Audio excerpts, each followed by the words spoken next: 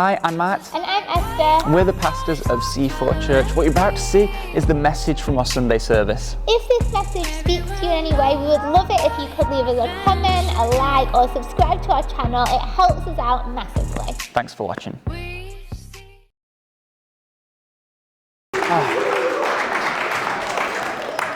Didn't Mercy do well? You know, she was so good, so still. Judah, he was a bit of I mean, you see what he's like now, and he was exactly like that in baby form. But no, it's always amazing to have a baby dedication and to be able to see people growing and families growing and church growing as well. So kids, you have a good time. Now, have you ever had some unexpected event take place? Yeah? Has anyone ever said something unexpected to you? Something along those lines. So when me and Esther, we'd got married, and before we were going on the honeymoon, we were staying over at this random place. Some of you will know this story. And Esther found this location, this like a, you know, kind of like a B&B, but more in the country, and it was meant to be a nice place. And so Esther had booked this place. She's not in the room, so it's fine, I can tell this story. So Esther had booked it. And it was the end of the day, and you know, by the time you get married, and the end of the day, all the photos, you get quite tired. So we're ready for going back to this place. We've got to find it. Ken drives us. It's in Nottinghamshire somewhere, isn't it? Just in the middle of nowhere. So we follow in the sat-nav, and first things we get to, we see this destination, and we think, oh, is this it? Maybe this is it. It's a nice country road, you know, down this path. So Ken drives us down it. You know, it looks quite private, doesn't it? So Ken drives us down it, and we see this lovely house, and we think, oh, is that where we stay? You know, this looks lovely. So he drives down this country road, parks up. You can see into the front room of this older couple, just sat in the house. And then I see this older guy just jump up. He shoots up, comes straight over to the door, doesn't he, Ken? So Ken gets out and goes over and says, is this the place where we stay? No, it's not. No, it's not. So late at night, we've just driven up to someone's house and tried to let ourselves in. So we have to keep going, and we eventually find the place. And you know, it's got some quirks. You walk through the front door, and there's like a suit of armor right there. You know, like a knight. So I was thinking, wow, this is nice. Like, don't touch it though. Don't touch it. Very expensive. So we get booked in. You know, we spend the night, and it's a lovely place. But we get up in the morning, and the owner comes to us and says, now, did anything spooky happen in the night? Did anything strange happen in the night? And we go, well, no, I don't think so. Why? I said, because this place is one of the most haunted places around. And I just look at Esther thinking, where have you booked us into? Well, the good news is absolutely nothing happened in our room, which was great. But then they sit us in breakfast with this other couple, right? And those who know me, you know, I'm a bit introverted at times, and when I've just woken up, sometimes a good breakfast for me is probably a quiet breakfast. You know, I'm just focusing on my food, maybe having a nice chat with my new wife. But no, we're sat on a table with this other couple. So you think, okay, right, we've just got to, you know, we can do this. We can be social. It's good. It's early, but we can do this. And this lady says to us, so why are you two here? We go, oh, well, we got married yesterday, actually. She goes, oh, no way. Yeah, I don't believe in marriage at all. And we're like, oh, no, why? Like, do I really want to know? It's like, oh, you know, it's just so commercialized. And I'm like, oh, no. So you can imagine how our morning breakfast went. But in that moment, it was a very unexpected thing for her to say. And, you know, we just tried to get out of there as quickly as we could, had my toast, and off we went. So it was a great first morning to the marriage. But then we went off to honeymoon a bit later, and it was fine. But sometimes when someone says something unexpected, it catches you off guard, doesn't it? And we've got plenty of times in the Bible where Jesus, he tends to talk a little bit cryptically. And it can be a bit frustrating for people, and us, can't it? Even when we're reading it. But there's one situation, Jesus, he gets his disciples to gather lots of people. He says, look, I've got something really important to tell people. So let's get some people to listen to this, okay? So you'd think, well, yeah, let's do it. Let's get some people together, gather them together. So the disciples, they gather a big crowd of people. And if you've ever been to some kind of conference or a church conference, you always want it to go well. And you want, whatever you're saying, you want people to like, whether that's right or wrong. The human side comes out and you think, I want people to get a lot out of it. So this is a big event for Jesus. Everyone's there. And what does he do? He tells this story, this parable. He says, okay, you've got a farmer. Farmer's got some seed. He's walking along, he throws some seed. Some seed falls on a stony path. Some falls on a thorny path. Some's in shallow, some takes, and some really grows. If you get it, you get it. And then he goes. Now, what would you be thinking right there? Like, Jesus, I'm kind of wanting to hear something really profound, something that's going to speak to me, something that's going to blow me away and change my world. It's like you got a farm with some seed, and some takes, some doesn't. You get it, goodbye. And we know now, because we can read the scriptures and go on, and he explains that actually each of those things represents something, and that there's a lot of things that can take us away from our faith. But in that moment, for the people listening for the first time, might not have been the best for them. But he does put a bit of an onus to understand. So John 15, 1-5, it says this, I am the true vine, and my Father is the gardener. He cuts off every branch in me that bears no fruit, while every branch that does bear fruit, he prunes, so that it will be even more fruitful. That's the good news. You are already clean because of the word I have spoken to you. Remain in me, as I also remain in you. No branch can bear fruit by itself. It must remain in the vine. Neither can you bear fruit unless you remain in me.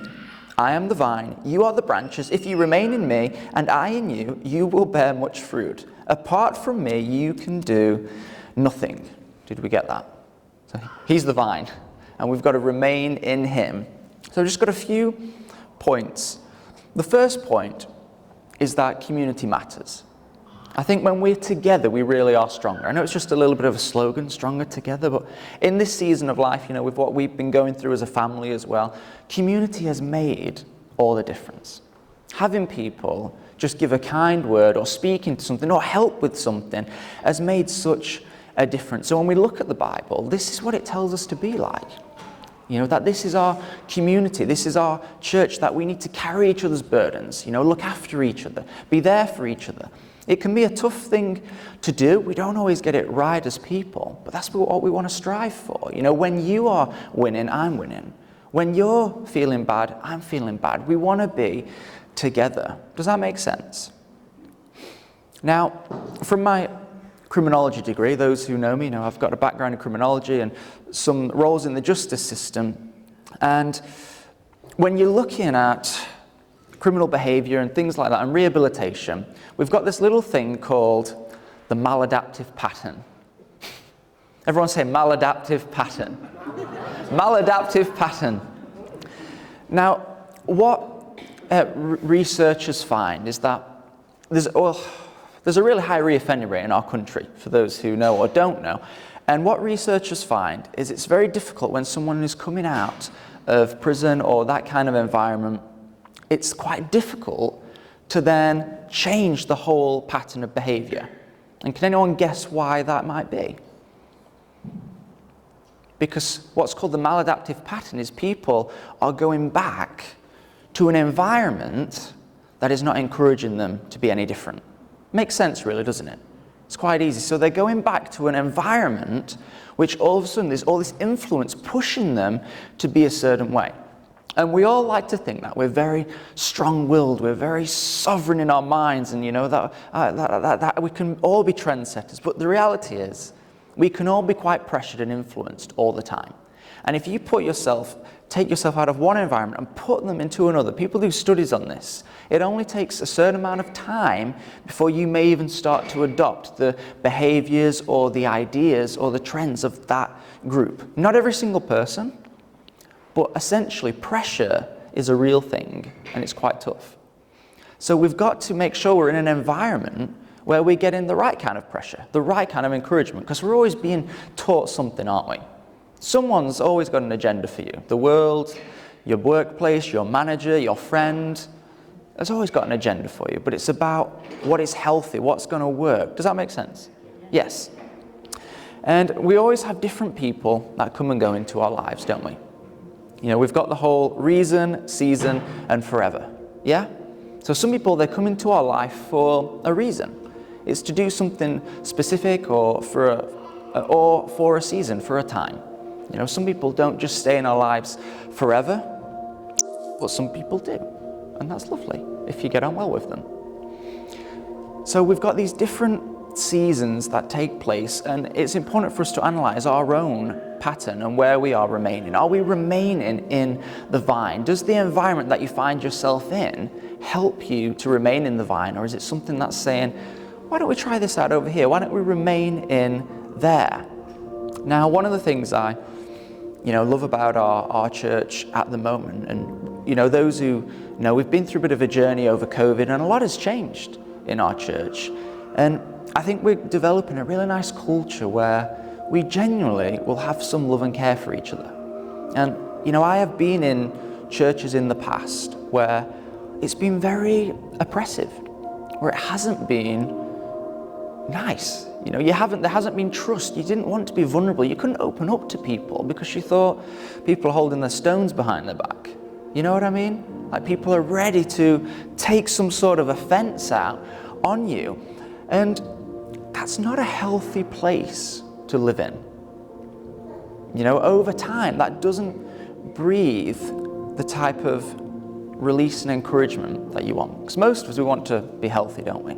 Inside and outside. We want to be loved and nurtured.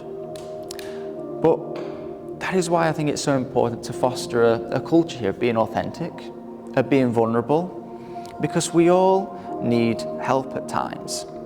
Now, point 2, it says in this little story that he cuts things off that don't bear fruit, doesn't it? Seems quite rough. If you've ever felt like you've had a bit cut off from you, it can be quite tough. Maybe something in life changed. Our church has changed a lot at times going over COVID. We felt like things have been pruned off. But it says that he's only doing that so that something new can grow. So if you do feel like something in your life's changed, something's been taken away and it's left a bit of a mark, it says in the Bible that it's only being done, something new can grow. Something new can come out of that. Might not have felt comfortable, might not have even understood it, but the Bible tells us something new can come out of that. And sometimes that's just what we've got to hold on to.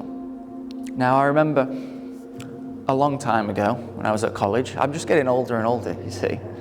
Some of these stories used to be not so long ago. Now I think back to college and I'm like, my goodness, that was like 15 years ago or more. But we got to do some training with the Royal Marines one time, and I'm quite active, but nowhere near the level of some kind of Royal Marine, let me tell you. But they came out and they just gave us a couple of days training, and it was tough. Can you imagine? It was tough. And they just wanted to beast you, didn't they? That's what they wanted to do. They wanted you to feel it. But we had to do this one activity, which was, I think they call it some kind of like wall squat or something. You've got your back against the wall and your legs are sort of, you've got to just hold yourself up with your leg. A ski sit, thank you, PE teacher, thank you. A ski sit. And they lined every single one of us up on the hall of the sports hall. And we were all in the ski sit position. And this Royal Marine would just pace back and forth, like commenting on our form and seeing how long we could go. And one by one, slowly but surely, people would start giving in. They'd start dropping, yeah? And I'm telling you now, I don't know what came over me, right? Well, guess what? I won. I won. I couldn't believe it. I stayed doing it longer than anyone else. I couldn't believe it. I was even looking at my own form. I was like, am I cheating somehow? Like, how is this happening? But as we were doing this, and it was really tough, really painful, but they were saying to us, look, a big thing within the armed forces or within some environments is this idea of first we get broken down before we can be built back up. It's a common thing. We know this, don't we? And sometimes it is the same with our faith, you know? It's not always easy. It doesn't always make sense. There's always going to be tensions and frustrations, but sometimes parts of us are just broken down so they can be built back up. You know, if you want to go into a new place, a new house, or a new garden, and you want to start planting new things, you're probably going to have to uproot some stuff, aren't you? Yeah. Yes. Some of you know about our story with our new build, and boy did I let the weeds grow far too big, because what did I know about gardening? Man, should I have just dealt with them straight away, because once those things take root, man, are they difficult to get up. Man, do they spread. But we've got to break some ground, pull some things up so that fresh things can be planted. It's exactly the same within our faith, within our own hearts, within our character. If we want something to change, something to grow, we've got to deal with it. Point 3 is that things change, and that's okay. As hard as that is. Everything changes, doesn't it? You know, our family, we've just been through a big change. And the thing is, it's out of your control. You know, change, we can have this idea that, oh, we don't like change, or only if it's a good change. But most things can be out of our control. I think we like to have this illusion of, I've got my life all together, I've got everything in a line, I'll balance all my plates. And then sometimes things just come along and change everything. And you realize just how little control we do have over a lot of things. So all we can really do is be open to change and know that no matter what, you just got to keep going. You've just got to take the next step. Because we might not know what next week looks like, what next month or next year looks like, but all we can do is keep taking the next step and know that no matter what, that He's with us. Which is point 4 before we go into communion, that we are never alone.